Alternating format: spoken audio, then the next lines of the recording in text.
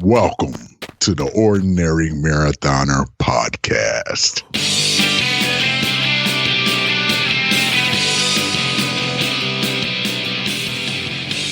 Hello and welcome to the Ordinary Marathoner Podcast. My name's Coach Scott. I'll be your host today. It is Monday, March 2nd. I hope you guys had a great weekend. It was leap year weekend, leap day weekend, leap something or other weekend. So I know all you guys who have a spring event this year, that A race for yourselves. You're probably really happy. You got one extra day of training in. A lot of you guys taking advantage too. A lot of people on Team Ordinary getting some races done.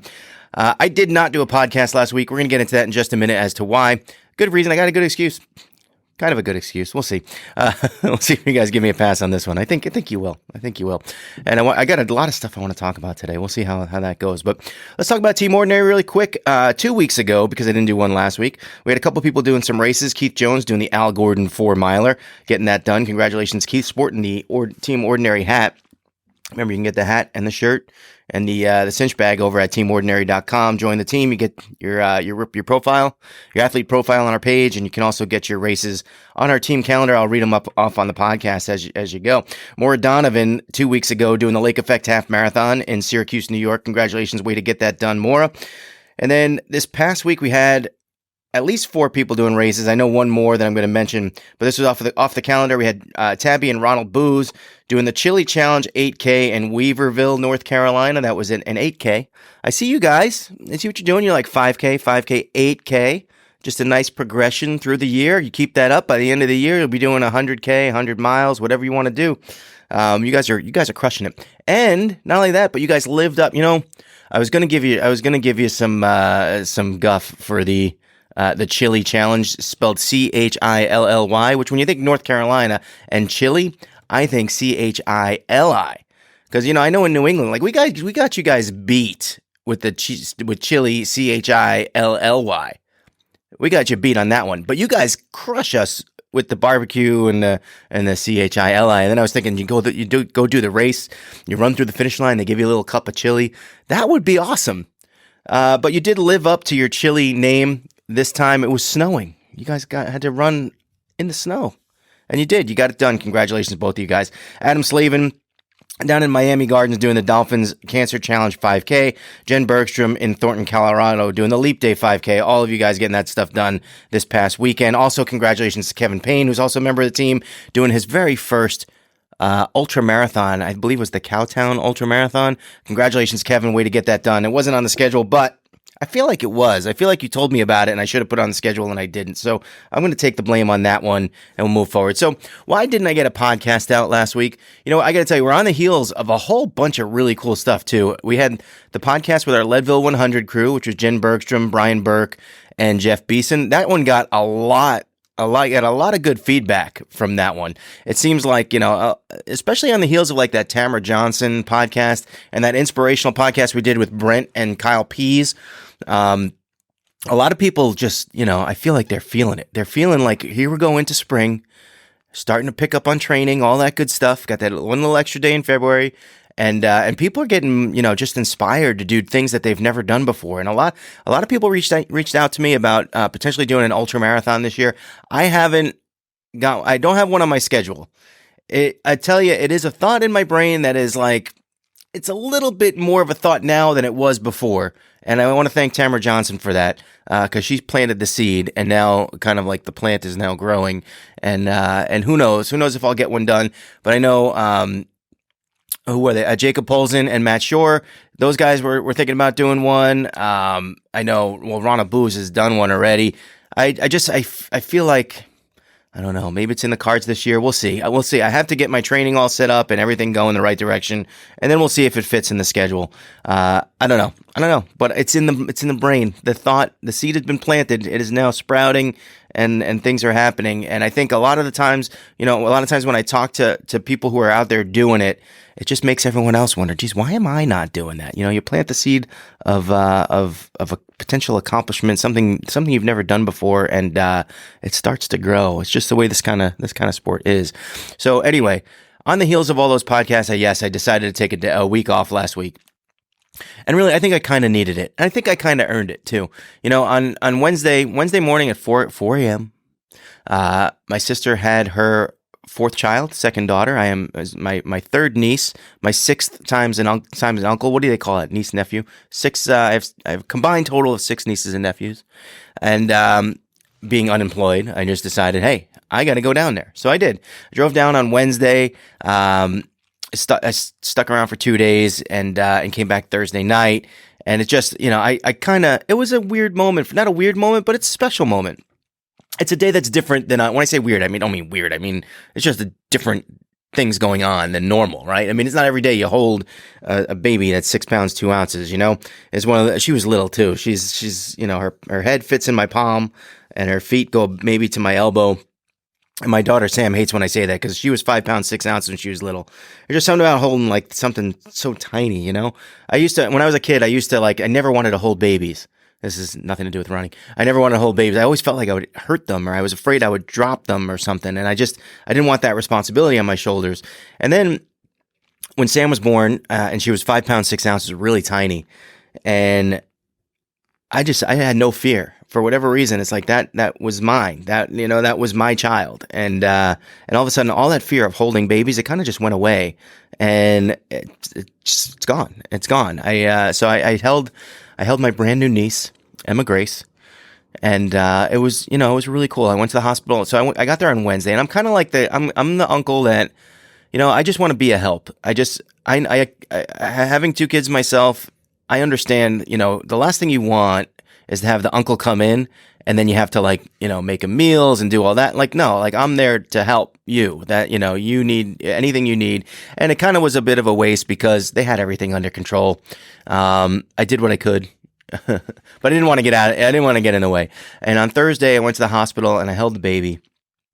And you kind of go through those moments. Because, like I said, it's not like every day where you hold something so brand new, and it makes you kind of. And I hate to be philosophical or too deep here, but it kind of makes you think about creation and how this happens. And this, you look at this kid and you're like, man, does she know what she just got into? What did she just got herself into? Here she is.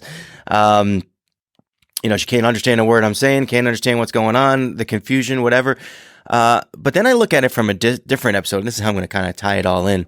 I look at it from a different angle, and it's like, I see her, and I see this in my own daughter still. She's 15 months. Ellie is, when you're born and you have, you just have your entire life to look forward to. You have everything to look forward to.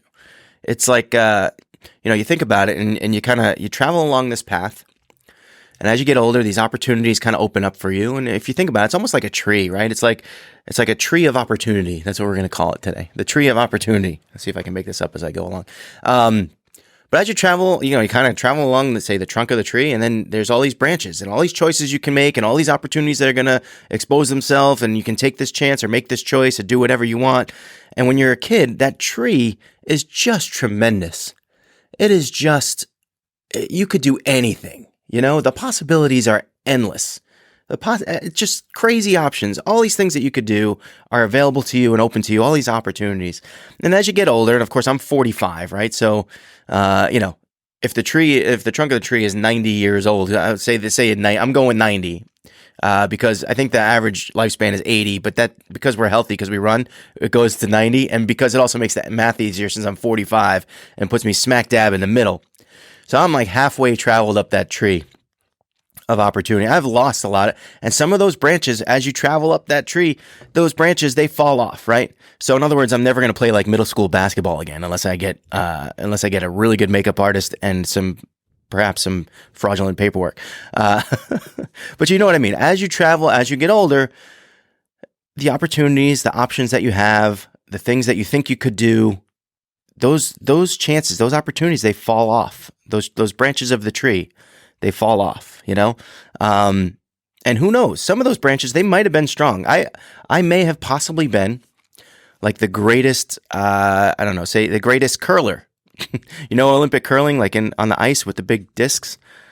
Who knows? Maybe I have just this crazy innate ability to be great at curling, but I've just never tried it. I've never done it. I've never gone and curled. And therefore, I never went down that branch, and that branch just kind of shriveled up. And now could I probably get into curling now? Maybe. Could I just investigate to see if I'm a good curler? Possibly. But, chances are that branch is kind of shriveled up and fell. And that's kind of a waste when you think about it that way, right? I mean, my dream growing up was always to play professional baseball. I'm 45 years old. Unless I develop a really crazy knuckleball and start, playing in some kind of beer league that then all of a sudden someone says, hey, that guy throws an awesome knuckleball and he's throwing no-hitters every day. Maybe we could bring him into the minors. Who knows? But the chances are that branch has shriveled up and died as well. So as you travel, as you get older, right, you go up that tree of opportunity and the branches kind of fall.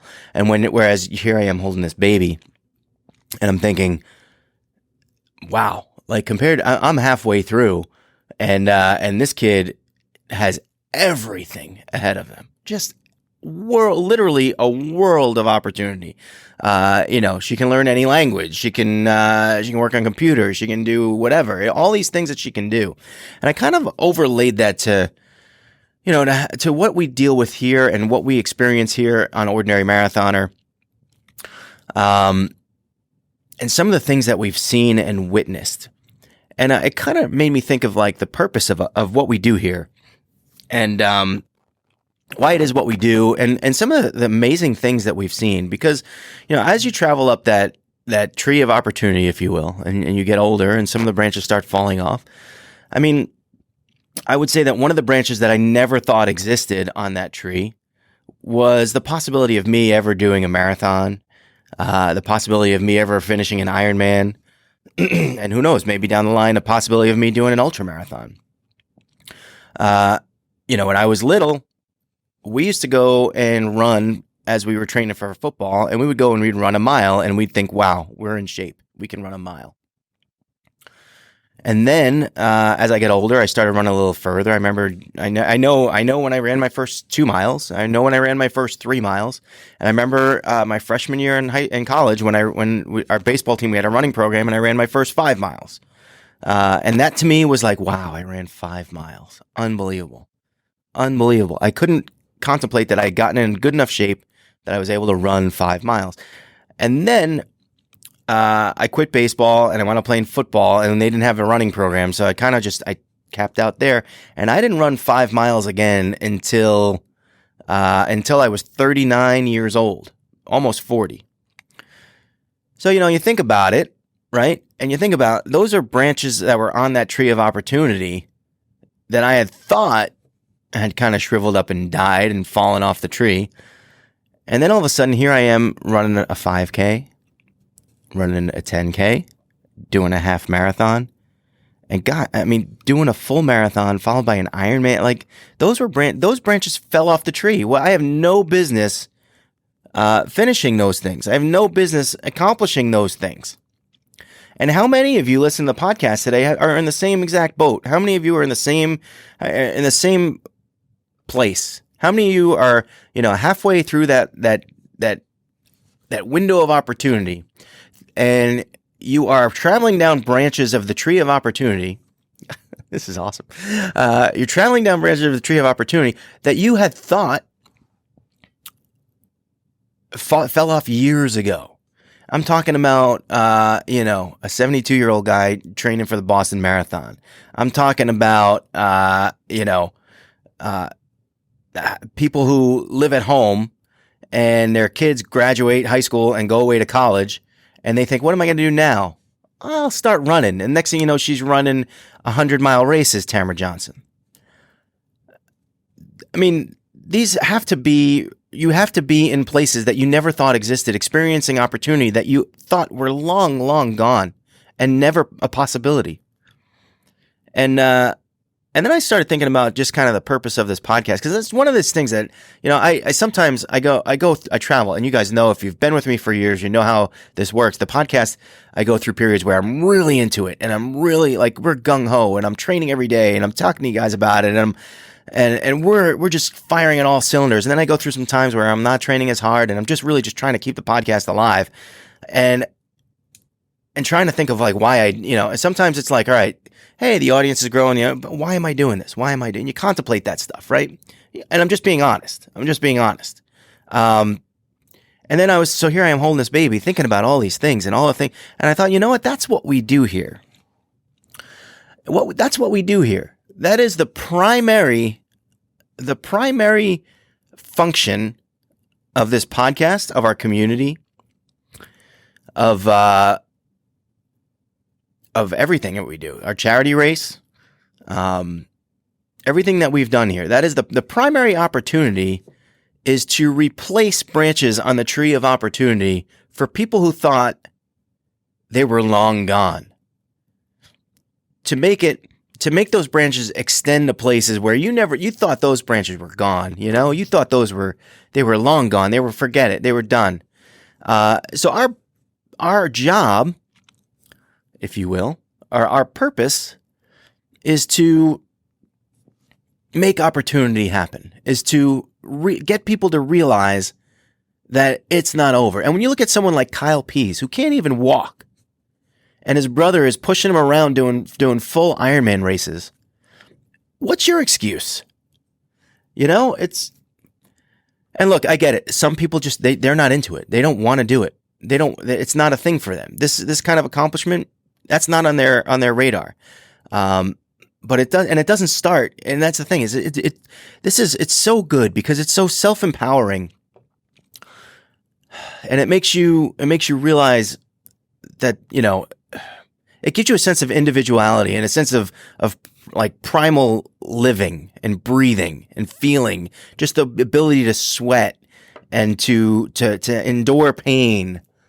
And it's something that's like down in the soul that it just burns. It's like a fire that burns. It's so good for your individuality and spirit and that individual spirit.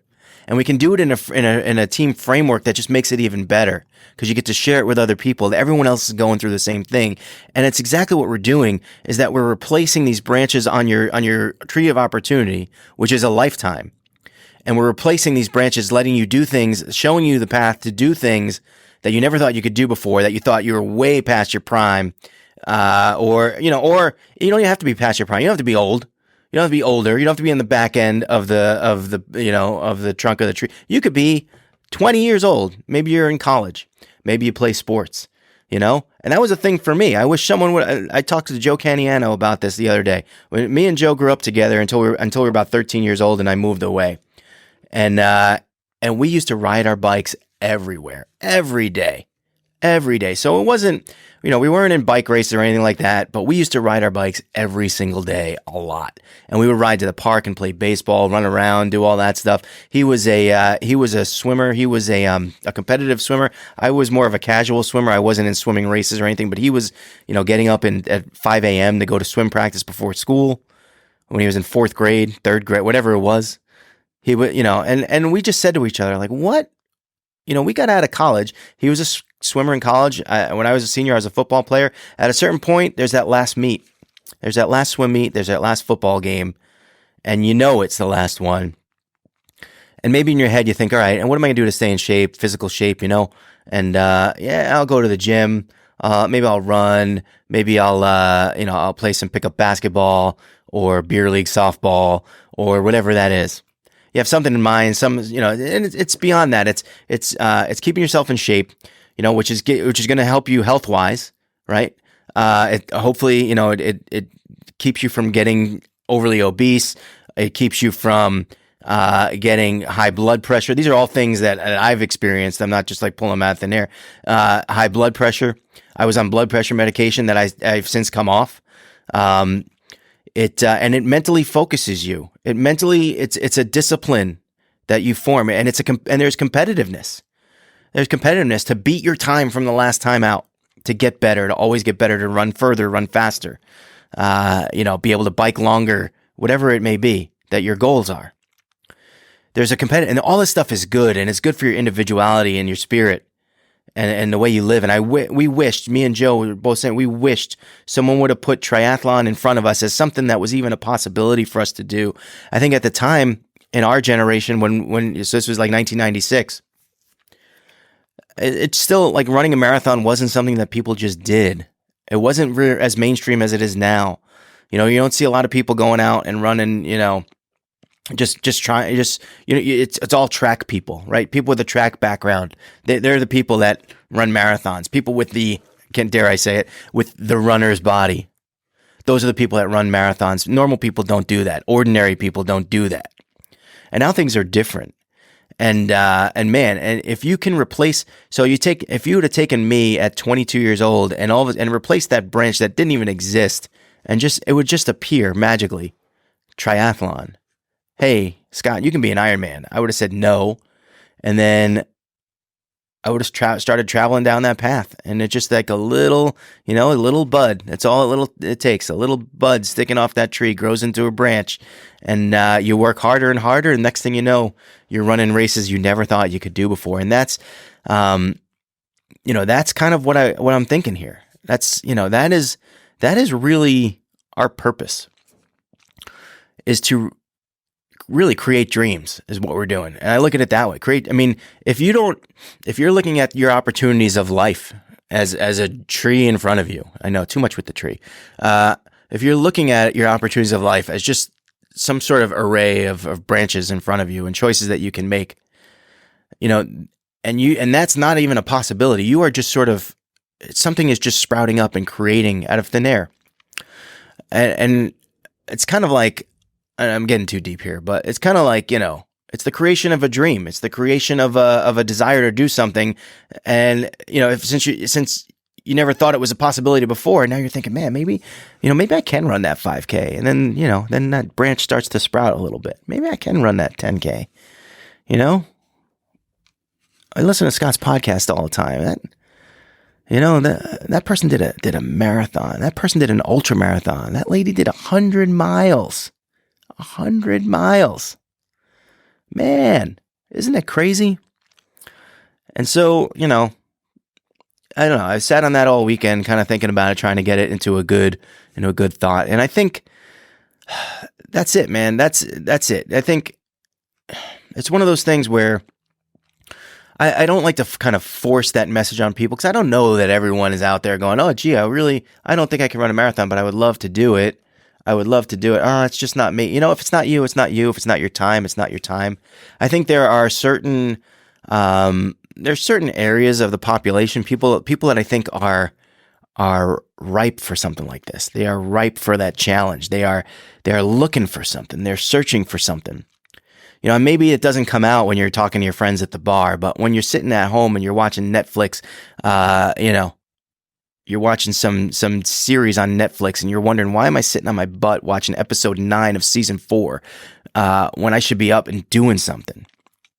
And you're contemplating that, and you're getting older and older every single day, and you're wasting your time every single day, and you're saying to yourself, what can I do to empower myself? Well, this is it. This is ripe. And if it's, and I think about it as I think about it from my perspective, from my personal story, and then it's sort of like,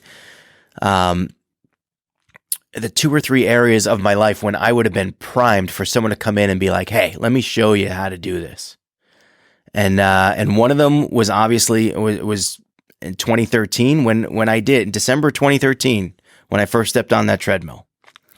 And I started running, and it caught, and it stuck with me as a thing I need to do. And a thing, and those accomplishments just started building and building. And once you start knocking off one, you start losing weight, you start finishing races, and you just want to do more and bigger and better.